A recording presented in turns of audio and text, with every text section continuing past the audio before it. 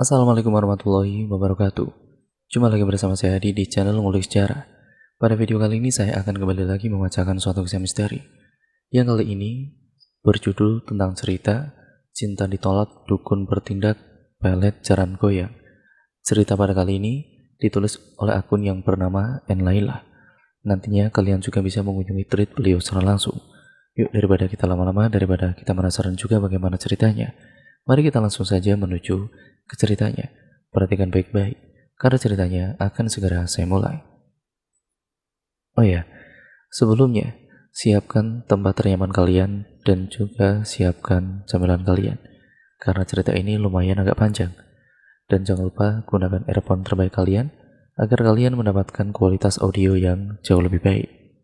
Dan untuk disclaimer dulu ya teman-teman, semua nama dan tempat sudah disamarkan untuk privasi dan juga keamanan bersama. Yuk langsung saja, daripada lama-lama kita mulai ceritanya.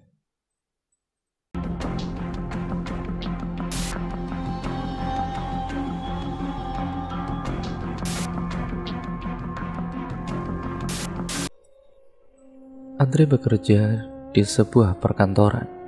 Dia menjabat sebagai OP atau yang biasa disebut dengan office boy. Dia tertarik dengan salah satu wanita yang bekerja di kantor yang sama dengannya. Kita sebut saja namanya Nelly. Nelly ini kerjanya pada bagian yang lebih tinggi dari jabatannya si Andre ini. Nelly sudah lebih dulu kerja di kantor itu. Dia menjabat sebagai sekretaris di kantor. Sedangkan Andre baru setahun bekerja sebagai OP di kantor itu. Andre di kampung datang ke kota untuk merantau dan mengubah nasib hidupnya menjadi lebih baik. Karena dia harus membiayai adiknya dan juga ibunya. Karena bapaknya sudah meninggal dunia sejak Andre masih duduk di bangku SMA. Bapaknya mengidap sakit paru-paru yang sudah diteritanya sejak lama. Maka dari itu Andre merantau ke kota. Awal pertama merantau, dia bingung harus mencari kerja kemana. Karena baru pertama kalinya dia pergi ke kota itu pun dengan ongkos yang pas-pasan. Namun dengan tekadnya untuk mencari pekerjaan, Andre mendapat tawaran pekerjaan dari salah satu teman kosnya. Akhirnya, Andre pun mendatangi kantor dan dia langsung diterima begitu saja. Karena memang kantor itu sedang membutuhkan OP. Saat itu pertama kali Andre melihat Nelly. Ketika Andre sedang membersihkan ruangan kerjanya Nelly, Andre langsung jatuh cinta pada pandangan pertama kepada Nelly. Karena Nelly ini memiliki paras yang sangat cantik, langsing putih bertubuh sintal dan senyumannya yang manis dapat memikat hati siapapun laki-laki yang melihat senyumannya. Namun Nelly ini terlihat cuek ketika diajak bicara oleh Andre. Andre tidak menyerah begitu saja untuk mendapatkan hatinya Nelly. Sempat Andre meminta nomor HP-nya Nelly, akan tetapi Nelly tidak menanggapinya. Andre mencoba mencari akal untuk bisa lebih dekat dengan Nelly. Setiap harinya Andre selalu meletakkan bunga di atas meja kerjanya Nelly setiap paginya ketika Nelly belum berangkat bekerja. Karena Andre datang lebih awal dari karyawan lain, dia harus bersih-bersih lebih dulu dan menyiapkan bahan-bahan minuman untuk para karyawan. Singkat ceritanya, pukul 7 pagi Andre melihat Nelly baru saja berangkat. Dia langsung terkejut melihat ada bunga di atas meja kerjanya pagi-pagi. Bunga dari siapa ini? Gumamnya dalam hati. Tiba-tiba teman kerjanya datang dan duduk di sebelah meja kerja Nelly. "Cie, dapat kiriman bunga nih. Dari siapa, Nel?" tanya Indi. "Aku juga nggak tahu dari siapa. Aku baru berangkat tiba-tiba ada bunga di meja," jawab Nelly. "Penggemar kamu kali?" "Sejak kapan aku punya penggemar?" jawabnya. "Ya kan, siapa tahu, Nel. Secara kan kamu banyak yang suka," jawab Indi. Nelly menghela nafasnya dengan panjang dan mencoba menyingkirkan bunganya dari meja kerjanya, lalu dibuang ke tempat sampah. Andre yang melihat itu cukup kecewa, namun Andre tidak akan menyerah. Singkat ceritanya, sore harinya saat semua karyawan akan pulang bekerja, Andre diam-diam pergi ke parkiran untuk mengempeskan ban motornya Nelly, supaya nanti Andre bisa alasan mengantarnya pulang. Andre sudah standby di parkiran dengan memainkan ponselnya. Beberapa saat kemudian Nelly pun datang berjalan menuju ke arah parkiran. Saat Nelly akan menjalankan motornya, dia merasa seperti ada yang beda dengan motornya. Motornya terasa berat sehingga Nelly pun turun untuk mengecek keadaan motornya. Duh, pakai bocor segala nih. Dasar ini motor, ucap Nelly dengan kesal. Andre yang berada di samping Nelly berjarak 3 meter dari tempatnya mencoba menghampiri Nelly. Kenapa, Nel, motornya? Andre, ini motornya tiba-tiba bocor, jawab Nelly. Ya sudah, kalau gitu kamu pulang saja sama aku. Gimana? Gak usah Andre, aku bisa naik angkutan umum saja kok nanti. Udah gak apa-apa, aku antar aja kok. Takut nanti ada apa-apa. Maaf Andre, gak usah. Lagian aku harus bawa motornya ke bengkel dulu. Aku anterin sampai bengkel deh Nel. Terserah kamu deh, jawabnya dengan kesal. Andre mengantarkan Nelly ke bengkel terdekat kantornya yang berjarak sekitar 10 meter dari kantor. Setelah sampai di bengkel tersebut, Andre mencoba untuk menemani Nelly. Akan tetapi Nelly ngotot untuk pulang naik angkutan umum saja dan kemudian meninggalkan motornya di bengkel. Keesokan harinya Andre meletakkan bunga lagi di mejanya, yaitu meja kerja si Nelly seperti biasa. Kali ini bunganya tidak dibuang oleh Nelly, akan tetapi bunganya itu disimpan di atas meja kerjanya. Saat istirahat, Andre berpapasan dengan Nelly di toilet kantor. Andre sedang membersihkan lantai toilet sedangkan Nelly ingin buang air kecil. Hai Nel. Nelly pun hanya memberikan senyuman drama pada Andre, membuat Andre berdebar-debar jantungnya saat melihat senyuman manisnya Nelly itu. Setelah Nelly selesai dari buang air kecilnya, Andre mencoba mengajak bicara dengan Nelly. Nel, aku mau ngomong sama kamu sebentar. Ngomong apa Andre? Kamu suka sama bunganya? Oh, ternyata dari kemarin bunga itu dari kamu Andre. Iya Nel, mulai besok gak usah lagi deh Andre kasih bunga segala, jawab Nelly dengan ketus. Seketika Andre tertunduk lesu mendengar apa yang diucapkan Nelly. Tapi aku boleh kan minta nomor HP-mu? Aku janji gak akan kasih bunga lagi kalau kamu sudah ngasih nomor HP, ucap Andre. Nelly memutarkan kedua bola matanya dengan malas kepada Andre. Lalu Nelly mengambil HP dari saku baju kerahnya. Ya sudah, ini catat, ucap Nelly. Andre pun seketika menjadi kegirangan dan bersemangat. Dia langsung menulis nomor HP-nya Nelly pada layar HP-nya. Singkat ceritanya, sore harinya Andre mengembeskan kembali ban motornya Nelly yang baru saja keluar dari bengkel tadi pagi. Nelly pun terperanjat kesal saat mengetahui ban motornya kempes lagi. Kenapa lagi Nel motornya? Tanya Andre. Kempes lagi nih, jawabnya dengan singkat dan juga ketus. Pulang sama aku aja yuk Nel. Gak usah Andre, naik angkutan aja aku, jawabnya. Andre meninggalkan Nelly dari parkiran dan langsung pulang. Sedangkan Nelly sudah pergi naik angkutan sendiri. Malam harinya Andre mencoba mengirimkan pesan kepada Nelly untuk sekedar mengucapkan selamat malam. Beberapa saat kemudian Nelly pun membalas pesannya Andre. Andre sangat gembira melihat balasan dari Nelly. Meskipun balasan dari Nelly sangat cuek, Andre sudah sangat senang pesannya terbalaskan oleh orang yang dicintainya.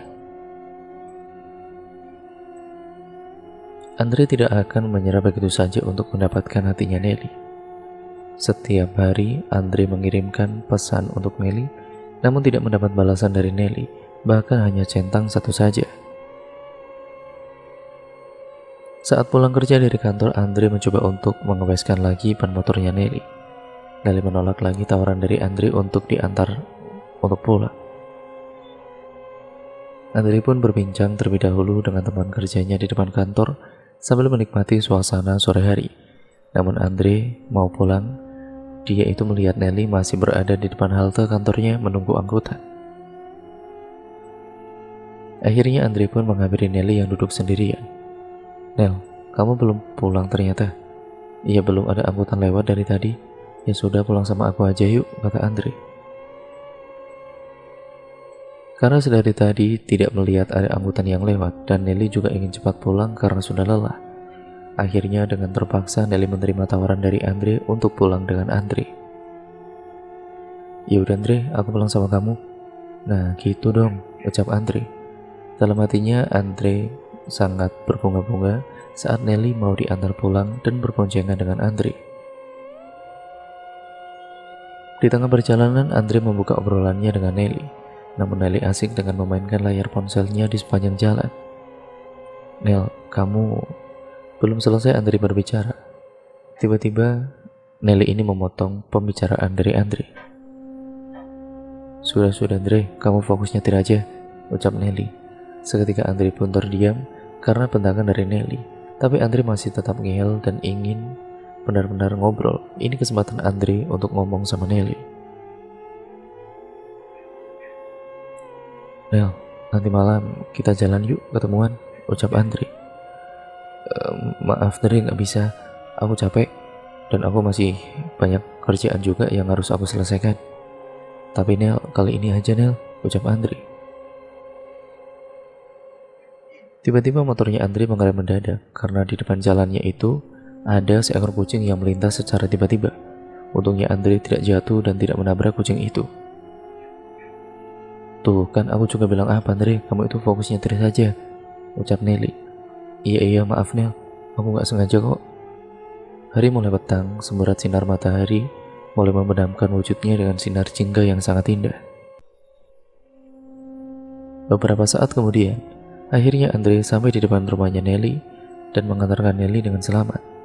"Makasih Andre." "Sama-sama Nel, aku pulang dulu ya," jawab Andre. Nelly hanya menganggukkan kepalanya dan langsung masuk pergi ke dalam rumah saat Andre mulai pergi. Singkat ceritanya, suatu ketika entah ada setan apa yang merasuk ke tubuhnya Nelly. Andre mencoba mengajak Nelly ketemuan dan Nelly pun menyanggupi ajakan dari Andre. Malam itu mereka berdua sudah janjian untuk bertemu di salah satu kafe yang berada dekat dengan kantor kerja mereka. Andre bersiap-siap dan memakai baju yang rapi, serta menata rambutnya hingga gelimis dengan minyak rambut, serta menyemprotkan minyak wangi pada seluruh pakaiannya, karena dia tidak mau kalah wangi dengan Nelly. Setelah sudah siap semuanya, Andre segera menghidupkan mesin motornya dan segera berangkat. Namun saat di jalan tiba-tiba saja jalanannya sangat padat dan macet, membuat Andre gelisah karena pasti dia akan terlambat datang ke kafe itu. Pakaian yang sudah wangi dengan minyak wanginya seketika hilang karena terkena oleh asap-asap kendaraan saat macet. Andre sesekali melihat jam tangannya dengan perasaan gelisah. Beberapa saat kemudian Andre sampai juga di kafe tersebut. Terlihat motornya Nelly sudah terparkir di depan kafe. Pasti Nelly sudah datang dari tadi dan sudah menunggu Andre lama. Andre bergegas untuk masuk ke dalam kafe dan menemui Nelly. Dari abang pintu, Andre berteriak memanggil nama Nelly. "Nelly!" teriaknya, membuat para pengunjung yang ada di kafe tersebut menoleh ke arah Andre. Seketika Nelly pun dibuat malu oleh tingkahnya. Nelly sudah duduk dengan ditemani jus jeruk di atas mejanya dan sedang memainkan ponselnya. Andre menghampiri Nelly dan meminta maaf kepada Nelly atas keterlambatannya. "Nel, maaf ya, aku telat. Soalnya tadi macet banget. Kamu sudah nunggu lama ya?" "Ya, lumayan," jawabnya dengan singkat. "Sudah, kamu mau pesan apa?" tanya Andre. "Aku udah pesan minum nih," jawabnya. "Gak mau sama makanan?" Nelly menggelengkan kepalanya kepada Andre. Andre pun memanggil pelayan untuk menghampiri ke meja makannya. "Pelayan," teriak Andre dengan melambaikan tangannya. "Iya, ada yang bisa saya bantu mas? Saya pesan jus jambu sama kentang goreng mas," jawabnya. Setelah pelayan itu pergi dari tempatnya, mereka berdua mulai bercengkrama. Hatinya Andre sangat berbunga-bunga dan saat itu juga Andre memberanikan dirinya untuk menyatakan cintanya kepada Nelly. Jadi gini Nel, aku sejak awal melihat kamu itu aku langsung jatuh cinta sama kamu." "Iya terus? Kamu mau gak jadi pacar aku?" tanya Andre. Tiba-tiba perbincangan mereka terpotong karena makanan pesanannya sudah datang. Andre pun segera menikmati hidangan makanannya yang sudah datang di atas mejanya. Tiba-tiba saja Nelly ini mengeluarkan sesuatu dari dalam tasnya dan memberikan kepada Andre. Apa ini, Nel? Maaf Andre, aku tidak bisa menerima cinta kamu karena minggu depan aku mau nikah, jawab Nelly. Nikah? Sama siapa, Nel? Selama ini kan kamu katanya tidak punya pacar, kenapa tiba-tiba mau nikah? Iya Andre, kamu tidak perlu tahu. Aku pulang dulu ya. Sekali lagi, aku minta maaf, ucap Nelly. Sontak seketika hatinya Andre hancur dan dadanya terasa sakit seperti ditusuk-tusuk oleh pisau tajam yang menusuk hatinya. Tubuhnya terasa lemas, kecewa, pokoknya perasaannya bercampur aduk. Andre pun tidak menghabiskan makanan dan minumannya. Dia langsung bayar dan langsung pulang dengan tertunduk lesu membawa sebuah undangan pernikahan di tangannya.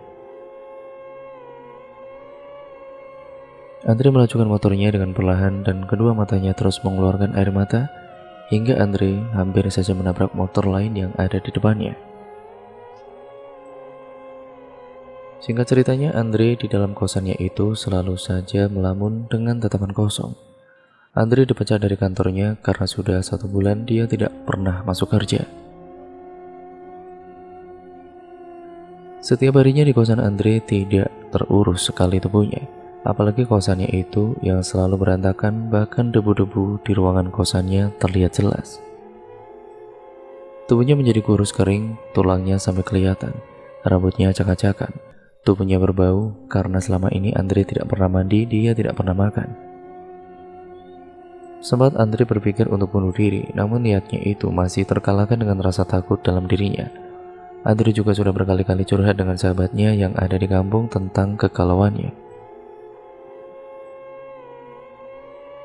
Tiba-tiba saja saat Andre sedang melamun, HP-nya Andre yang diletakkan di samping duduknya itu pun di atas kasur itu seketika berdering. Andre pun terperanjat dan langsung melihat ke arah ponselnya. Saat dilihat, ternyata ada telepon dari sahabatnya yaitu Harry. Andre langsung mengangkat teleponnya. Halo Andre? Iya Her, ada apa? Ucap Andre dengan suara lesu.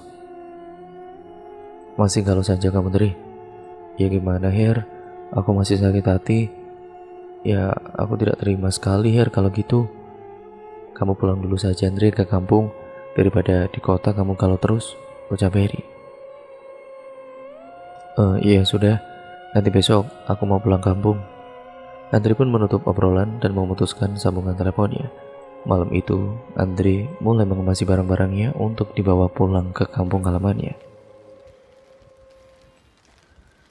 Sepertinya Andre tidak akan datang lagi ke kota ini, karena di kota ini Andre juga sudah tidak memiliki pekerjaan. Keesokan harinya, Andre bersiap-siap untuk pulang ke kampung. Dia pergi ke terminal terlebih dahulu untuk naik bus.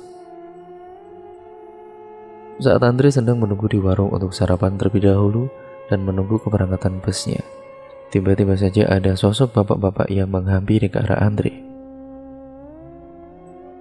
Nak, kamu sedang galau ya?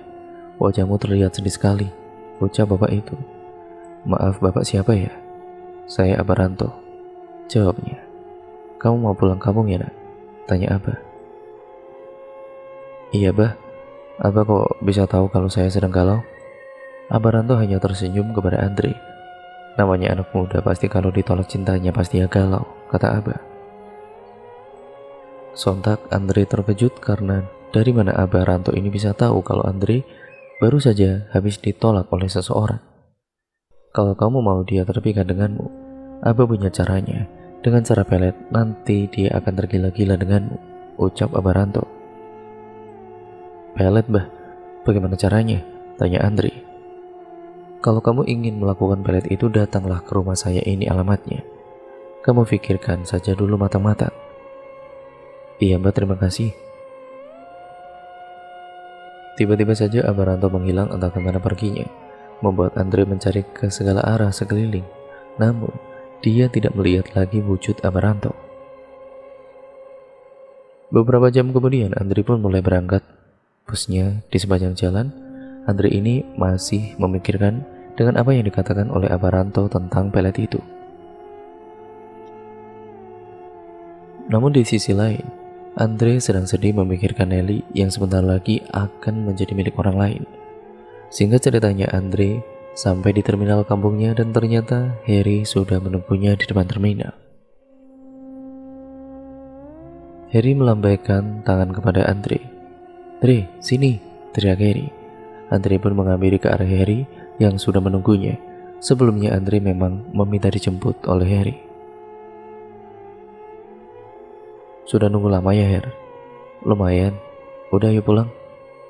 Tas gendongnya Andre diletakkan di kursi belakang dan Andre duduk di sebelah Harry yang mengemudikan mobilnya. Sesamanya di rumah, Andre langsung memeluk ibunya karena sudah lama sekali Andre tidak pernah ketemu dengan ibunya. "Alhamdulillah, kamu pulang, Le," ucap ibunya. "Iya, Bu. Gimana kabarnya?" "Sehat, Le. Kamu sendiri gimana? Kok kamu terlihat kurus seperti ini, Andre?" "Sehat kok, Bu. Andre benar-benar sehat," jawabnya. Rumahnya Andre yang berada di pedesaan dan masih melekat dengan namanya persawahan. Rumahnya berada di samping sawah, yang setiap malam terdengar suara jangkrik yang saling bersahutan, dan suara katak membuat suasana malam hari hening, dan hanya ada suara jangkrik dan katak itu. Malam itu, Andre duduk di depan teras rumahnya sambil memandangi ke arah sawah dengan menikmati secangkir kopi, dan perlahan Andre menyalakan batang rokoknya. Tiba-tiba saja sahabatnya itu datang menghampiri Andre yang sedang menikmati malam syahdu pada kala itu. "Wih, syahdu banget ya, bro," ucap Harry. Sini Her, duduk," ucap Andre. Rumahnya Harry ini tetanggaan, jadi Harry ke rumahnya Andre hanya jalan kaki saja sampai letak rumahnya hanya beberapa langkah saja dari rumah Andre. Malam itu Andre berbincang-bincang dengan Harry karena sudah lama mereka tidak pernah bertemu dan mengobrol bersama. Keduanya biasanya hanya mengobrol dan hanya menanyakan kabar satu sama lain lewat HP.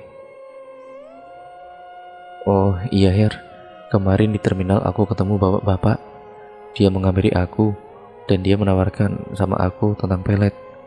"Ah, yang bener loh Andre," jawabnya. "Iya Her, apa aku datang saja ya ke rumah abah itu untuk meminta bantuan dengannya?" "Kamu jangan ngada-ngada Andre." "Ya gimana Her, aku sangat mencintai Nelly dan aku sangat ingin memilikinya," jawab Andre. "Masih banyak cewek yang lebih dan juga lebih cantik dari Nelly Andre. Kamu harus move on."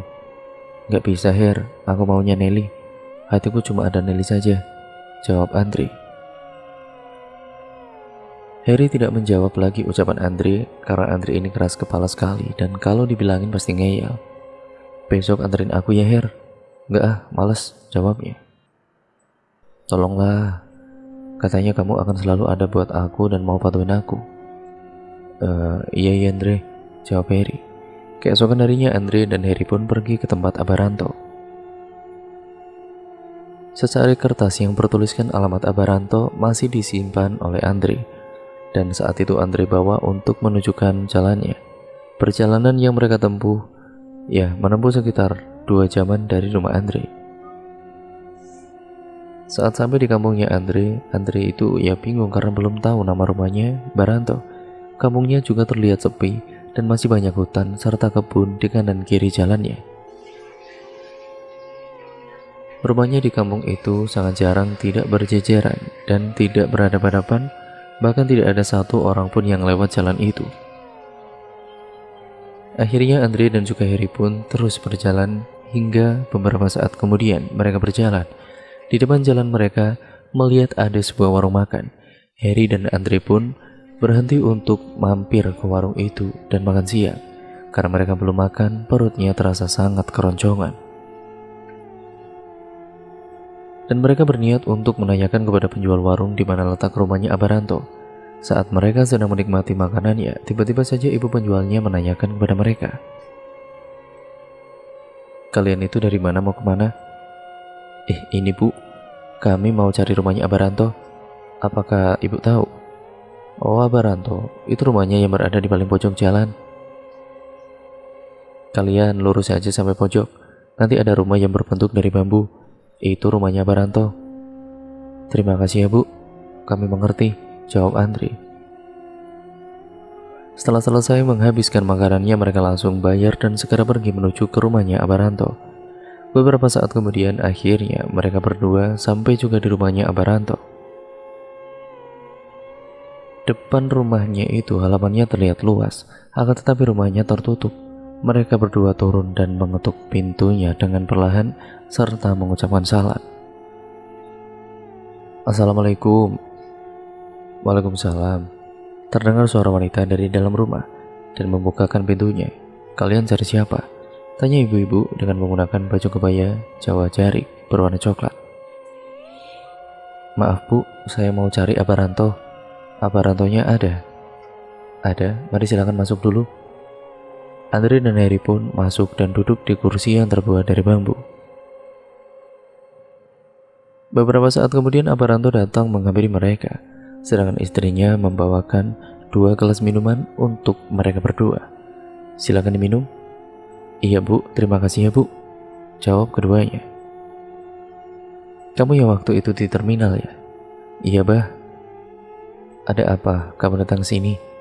Jadi maksud kedatangan saya ke sini mau meminta bantuan Abah tentang pelet itu Mbah. Kalau gitu kita bicarakan berdua saja di dalam kamar tanpa temanmu ini, kata Abaranto.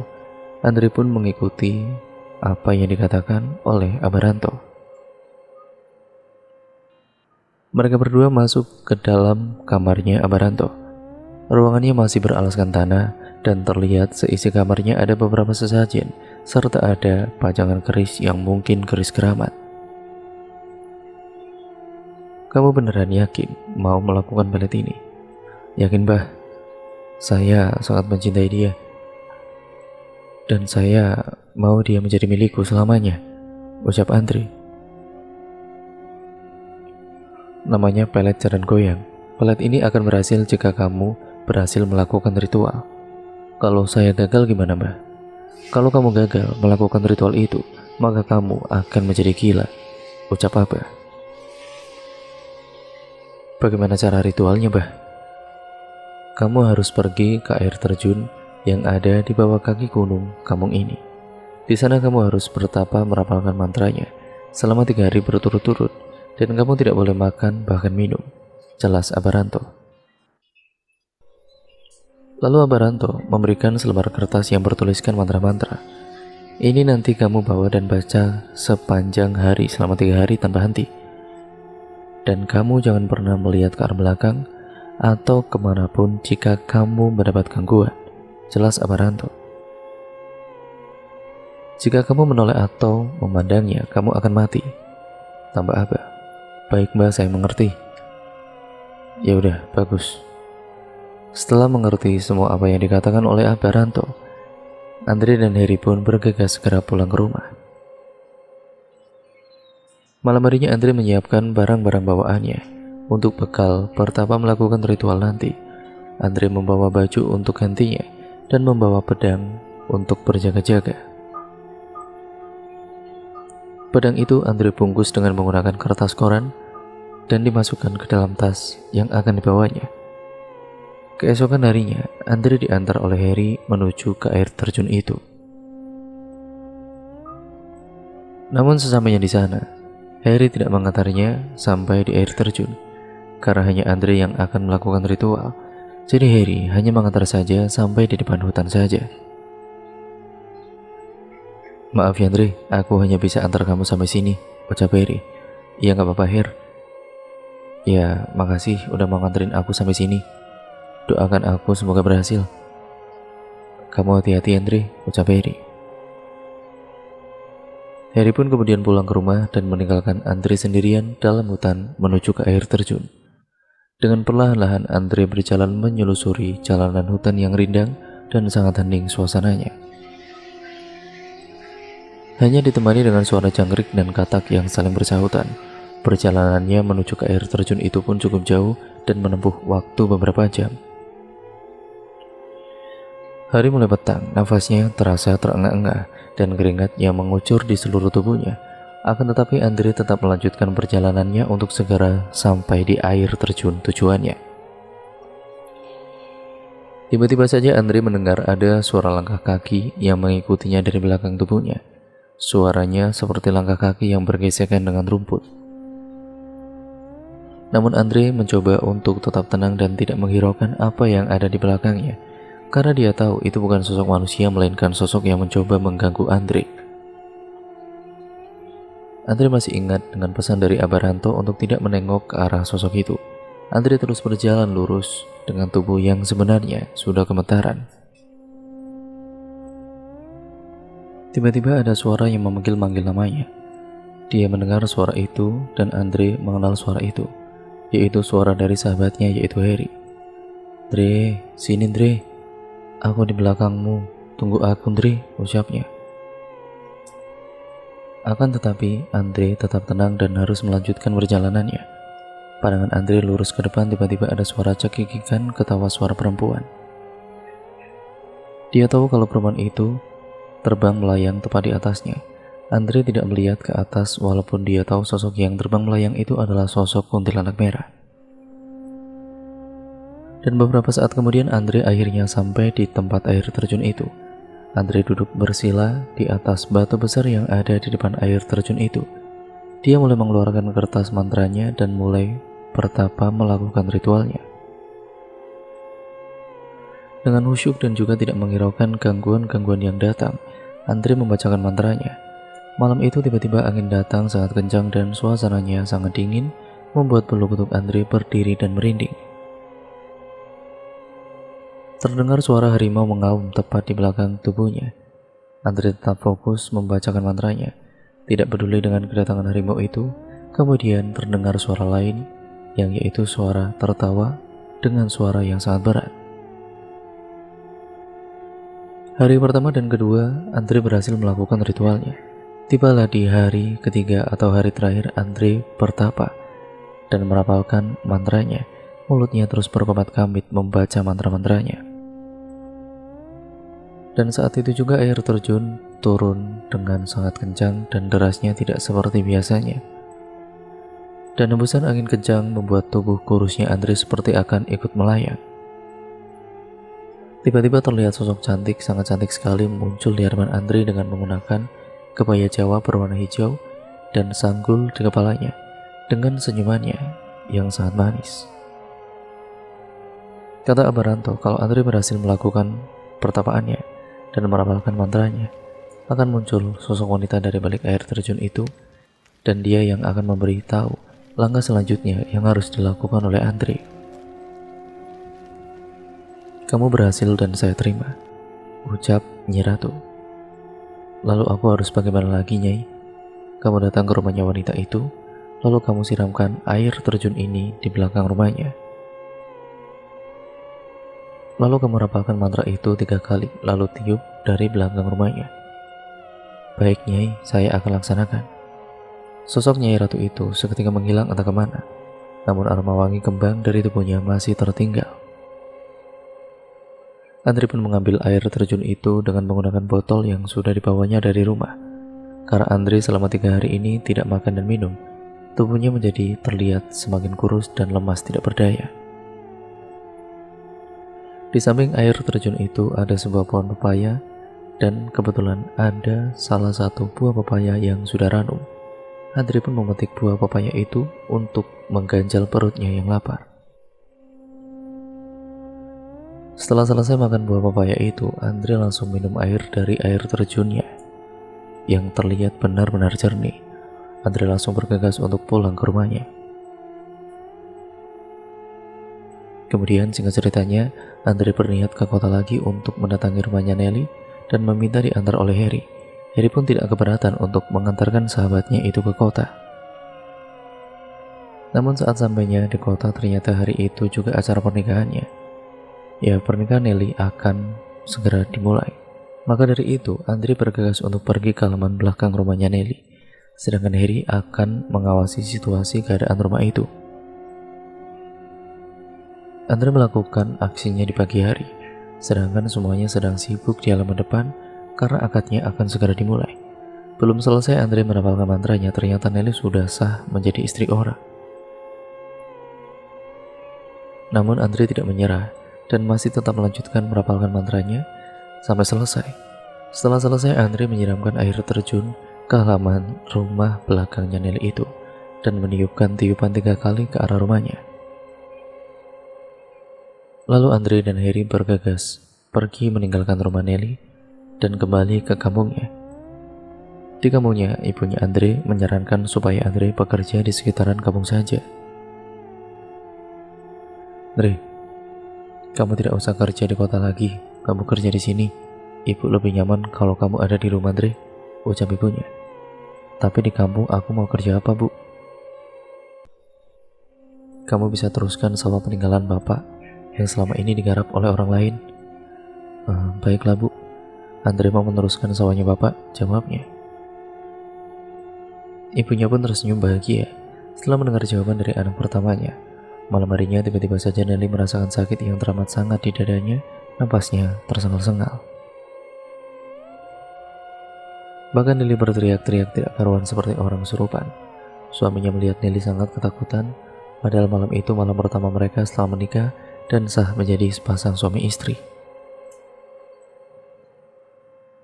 Kedua orang tuanya Nelly pun panik. Seketika saja Nelly jatuh pingsan. Kedua orang tuanya dan suaminya itu langsung membawakan Nelly ke rumah sakit untuk diperiksa.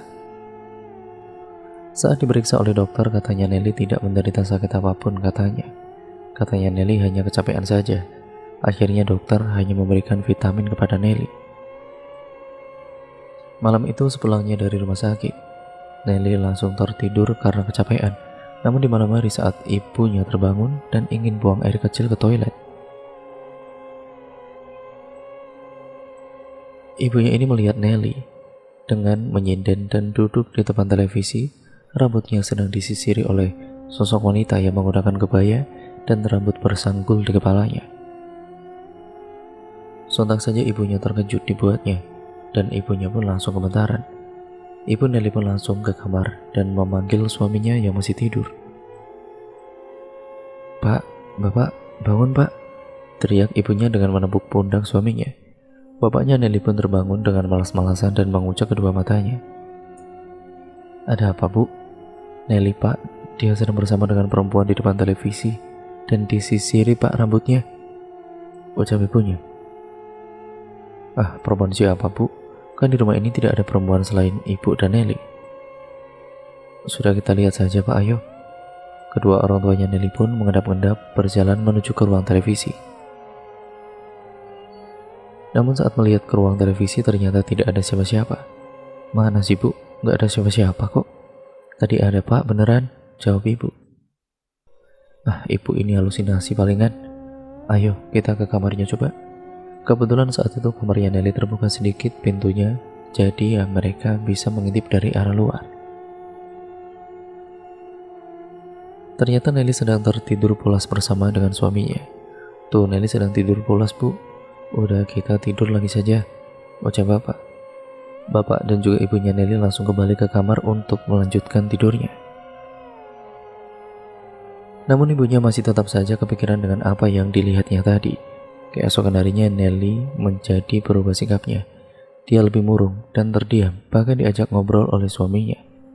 Dia tidak menjawab dan mendengarkannya, apalagi diajak bicara kedua orang tuanya. Nelly malah membentak ibunya, membuat ibunya sakit hati dan menangis. Akhirnya terjadilah pertengkaran antara Nelly dan suaminya yang baru saja menikah kemarin. Hari demi hari berlalu. Nelly setiap tidur mengigau dan memanggil-panggil namanya Andre. Sontak suaminya terkejut mendengarnya. Sampai adu mulut pun terjadi dan pertengkaran setiap harinya berbulan. "Andre siapa, Nel? Kenapa kamu setiap tidur manggil-panggil namanya?" Namun Nelly tidak menjawab, dia malah tersenyum-senyum sendiri seperti orang gila.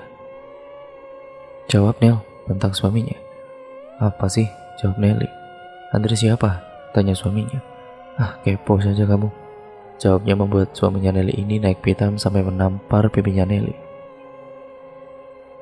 Nelly pun menangis dan mengadu kepada kedua orang tuanya. Dari kejadian itu, Nelly jadi benci dengan suaminya dan tidak mau lagi tidur dengannya. Namun suaminya itu mulai berubah dan tidak akan lagi melakukan kekerasan kepada Nelly dan meminta maaf kepada kedua orang tuanya. Suatu ketika tiba-tiba saja Nelly mengirimkan pesan kepada Andre. Andre yang sedang membajak sawahnya sontak tergerak hatinya untuk melihat ponsel HP-nya karena terdengar ada pesan masuk.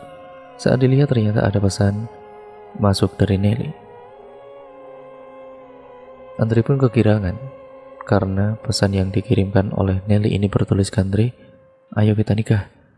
Andre pun menghentikan pekerjaannya dan bergegas pergi ke rumah. Tidak hanya itu, Andre langsung mengabari Harry sahabatnya itu. Sedangkan Nelly dan suaminya selalu bertengkar, dan karena suaminya tidak tahan dengan sikap Nelly, akhirnya suaminya menceraikan Nelly dalam pernikahan yang baru berusia seminggu. Tiba-tiba saja Nelly memberitahu kepada kedua orang tuanya kalau Nelly mau menikah dengan Andre. "Pak, Bu, aku mau nikah sama Andre. Aku sangat mencintai Andre. Sebenarnya aku tidak cinta dengan Mas Eko, tapi karena bapak dan ibu aku jadi terpaksa nikah dengan Mas Eko," ucapnya. "Andre siapa sih, Nel? Kamu kenapa jadi seperti ini sih? Kasihan Ekonya. Besok dia mau datang ke sini, Pak, Bu." Andre pun memberitahu kepada ibunya kalau dia mau segera menikah dengan Nelly. "Bu, besok kita ke kota ya, Bu. Aku mau nikah dengan pujaan hatiku yang aku cintai." "Nikah? Sejak kapan kamu punya pacar, Andre? Ibu kok tidak pernah dikasih tahu?" jawab ibunya. "Iya, pokoknya udahlah, besok kita ke kota dan aku segera menikah, Bu." Ibunya hanya mengiyakan apa yang diinginkan oleh anaknya itu. Salah satu sawah peninggalan dari bapaknya Andre dijual untuk biaya pernikahan Andre dengan Nelly. Sawah itu dijual dan laku seharga 20 juta saja. Singkat ceritanya, Andre, ibunya, adiknya, dan Harry pergi ke kota dengan menggunakan mobil Harry. Sesampainya di rumahnya Nelly, ibunya tercengang saat melihat rumahnya calon anaknya itu yang begitu mewah dan bagus, dan 2 kali lipat dari rumah Andre yang ada di kampung. "Andre, kamu yakin mau nikah dengan orang yang memiliki rumah seperti ini? Ibu takut nanti kamu hanya diremehkan saja, Nak." "Sudah, Bu, ibu tenang saja, kita masuk saja ke dalam," ucap Andre. "Assalamualaikum." "Waalaikumsalam," ucap ibunya Nelly yang membukakan pintu. "Siapa ya?" "Saya Andre, Bu, yang akan menikah dengan Nelly." "Oh ya sudah, silakan masuk," ucap ibunya. Ibu dan juga bapaknya Nelly duduk di ruang tamu dan berhadapan dengan ibunya Andre. Ibunya Andre langsung menyampaikan maksud kedatangannya. "Jadi begini, Pak, Bu, anak saya ini sangat mencintai anak bapak ibu. Dia mau mempersunting Nelly, tapi kami hanya punya uang 20 juta saja untuk mempersunting anak bapak ibu," ucap ibunya Andre. Seketika Nelly datang dengan senyuman manisnya kepada Andre. Mereka berdua benar-benar sedang kasmaran dan sedang dimabuk cinta. "Nggak apa-apa, Bu, 20 juta cukup kok," timbal Nelly, membuat kedua orang tuanya terkejut mendengar perkataannya. "Cukup bagaimana, Nel? Nikahan kamu dengan Eko kemarin saja habis ratusan juta," ucap bapaknya yang naik pitam. "Cukup, Pak, kita nikah sederhana saja di rumah dan dengan keluarga dan penghulu serta saksi," jawab Nelly. Tiba-tiba saja bapaknya Nelly mengatakan kepada Andre, membuat ibunya Andre tidak terima. "Kamu apakan Nelly? Kamu pasti pilih dia ya?" ucap bapaknya. "Sumpah, Pak, tidak. Aku memang cinta sama dia," jawabnya. "Bapak jangan seenaknya kalau ngomong," timpal ibunya Andre. "Iya, Pak, aku benar-benar cinta sama Andre," ucap Nelly. Kedua orang tuanya hanya bisa pasrah saja dan menuruti apa yang diminta oleh Nelly karena mereka ingin Nelly bahagia. Akhirnya hari pernikahan mereka pun akan dilaksanakan secepatnya. Singkat ceritanya, hari pernikahan mereka pun tiba dan acaranya digelar di dalam rumahnya Nelly, yang hanya dihadiri oleh keluarga Nelly dan keluarga Andre serta penghulu dan saksi nikah. Sah, sorak semua orang yang ada di dalam rumah itu. Sekarang Nelly dan Andre sudah sah menjadi sepasang suami istri. Nelly dan Andre tidak mau tinggal kedua orang tuanya, ya karena mereka semua ingin hidup mandiri dengan keluarga yang dibinanya. Akhirnya Nelly dan Andre berencana untuk ngekos di kota lain. Mereka berdua berpamitan dengan kedua orang tuanya Nelly. Sedangkan Andre berpamitan kepada ibunya yang ada di kampung lewat telepon. Ibunya Nelly sebenarnya belum bisa melepaskan anak semata wayangnya dan pergi untuk suaminya meninggalkan rumah. Karena ibunya tahu Nelly ini selalu manja dengan kedua orang tuanya. Kami pergi dulu ya bu, nanti pasti kami akan datang ke sini lagi kok bu. Dan aku pasti akan kabarin ibu bapak. Beneran ya Nel, kamu akan sering pulang ke rumah? Jawab ibunya Nelly. Iya bu, tenang saja, ucap Nelly. Untuk pegangan mereka berdua, ibu bapaknya memberikan sejumlah uang sekitar 10 juta rupiah. Karena mereka tahu Andre masih pengangguran dan belum mendapat pekerjaan yang tetap. Singkat ceritanya, Nelly dan Andre pergi ke kosan barunya mereka. Mereka memulai hidup baru. Saat sampai di kosannya, mereka berdua merapikan semua barang bawaannya. Kebetulan Andre dan Nelly mendapatkan kosan yang lengkap fasilitasnya. Sudah ada televisi, lemari, dan kasur, serta sudah ada dapur dan kamar mandi di kosan tersebut. Kosannya terbilang luas karena bentuknya seperti rumah pada biasanya. Malam itu, Nelly sedang asik memainkan ponselnya di depan televisi, sedangkan Andre bersiap-siap untuk melakukan malam pertama dengan Nelly. Andre pun masuk ke dalam kamar melihat Nelly sedang duduk dan menatap ke arah Andre dengan senyumannya yang manis. Akhirnya Andre mendekati Nelly dan mereka kemudian bersetubuh. Setelah selesai, Andre keluar dari kamar menuju ke kamar mandi mau buang air kecil. Namun saat Andre sedang berjalan menuju ke kamar mandi, Andre melihat Nelly sedang menonton televisi, membuat Andre kebingungan dan bertanya-tanya siapa tadi yang sudah bersetubuh dengannya. Akhirnya Andre mengecek kembali ke dalam kamarnya. Ternyata ada sosok wanita dengan kebaya Jawa dengan sanggul di kepalanya. Sosok itu yang Andre temui di air terjun saat dia sedang melakukan ritual. Sontak saja Andre terkejut dan sosok wanita itu seketika menghilang dan meninggalkan kepulan asap tebal dari dalam kamarnya. Akan tetapi Andre tidak berani mengatakan itu kepada Nelly karena takut nantinya Nelly itu marah dan dia jadi takut tinggal di kosan ini. Singkat ceritanya, Nelly selalu ingin dekat dengan Andre dan Andre tidak boleh pergi kemana-mana. Akhirnya sekarang Andre benar-benar percaya kalau pelet jaran goyang itu benar-benar ampuh dan sudah berhasil melekat pada tubuhnya Nelly dan membuat Nelly tergila-gila kepada Andre. Andre sangat benar-benar senang karena impiannya selama ini bisa hidup dengan Nelly akhirnya terwujud juga. Namun setiap hari Nelly lebih sering terdiam diri dan melamun, terkadang juga teriak-teriak sendiri. Akan tetapi Andre tidak memperdulikan hal itu. Suatu ketika ada salah satu tetangga kosannya yang datang ke rumahnya. Assalamualaikum, ucap Pak Catur. Pak Catur ini tetangga kosannya yang hidup sendirian di kosan karena setahun lalu istrinya sudah meninggal dunia, sedangkan Pak Catur tidak memiliki anak. Kesehariannya Pak Catur bekerja sebagai satpam di sebuah perusahaan dekat kosan. Waalaikumsalam. Iya ada apa pak? Maaf mas, saya mau mengabarkan kalau saya ini bisa membantu keluarganya mas.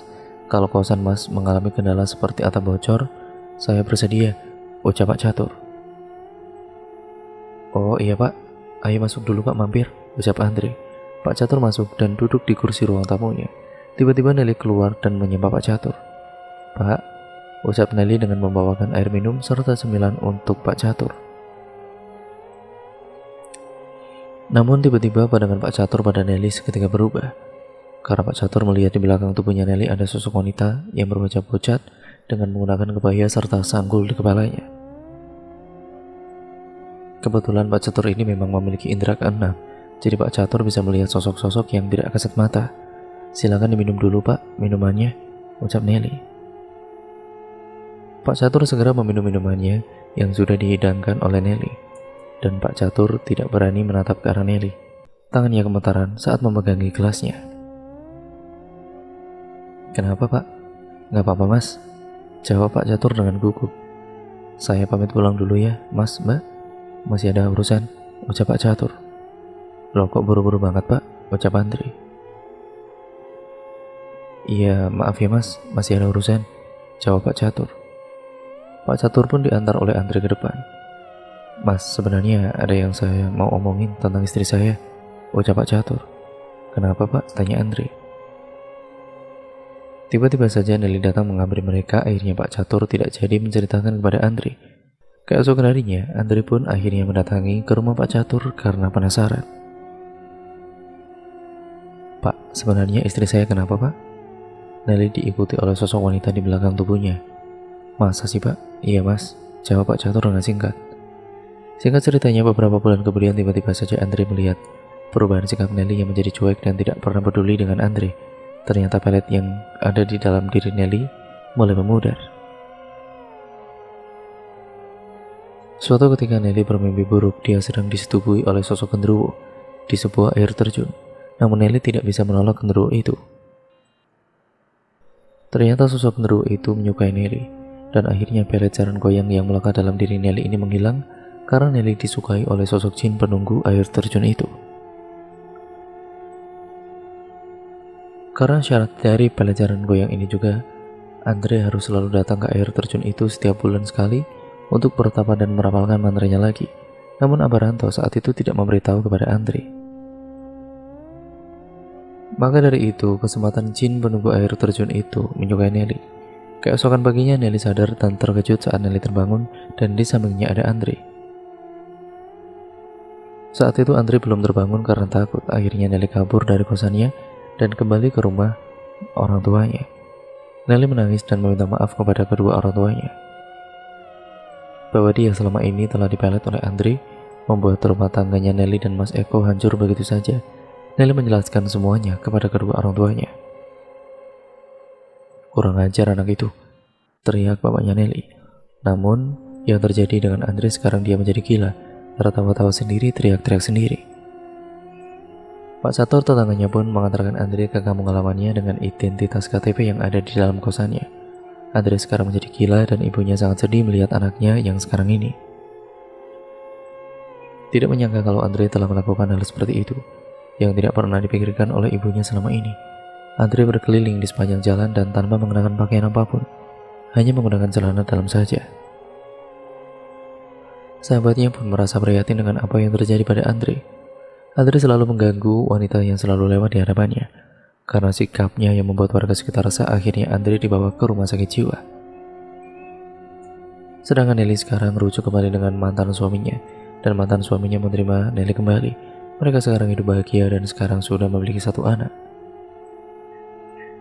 Karena cinta bisa membutakan segalanya, dan apapun yang dilakukan tanpa memikirkan resiko ke depannya, apalagi kalau sudah menyangkut dengan tipu daya jin, semuanya akan berakhir dengan tragis. Semoga dari cerita ini kita bisa mengambil hikmahnya, ambil sisi positifnya dan buang sisi negatifnya. Dan cerita pun akhirnya selesai sampai di sini ya teman-teman. Terima kasih untuk kalian semua yang sudah menyimak video kali ini. Jangan lupa like, comment, dan share video kali ini sebanyak-banyaknya agar kalian tidak ketinggalan video terbaru selanjutnya dari channel ini. Subscribe channel ini dan jangan lupa nyalakan nyalakan tombol lonceng notifikasinya agar kalian tidak ketinggalan video terbaru selanjutnya. Kurang lebihnya mohon maaf. Sampai berjumpa ya teman-teman di video selanjutnya. Wassalamualaikum warahmatullahi wabarakatuh.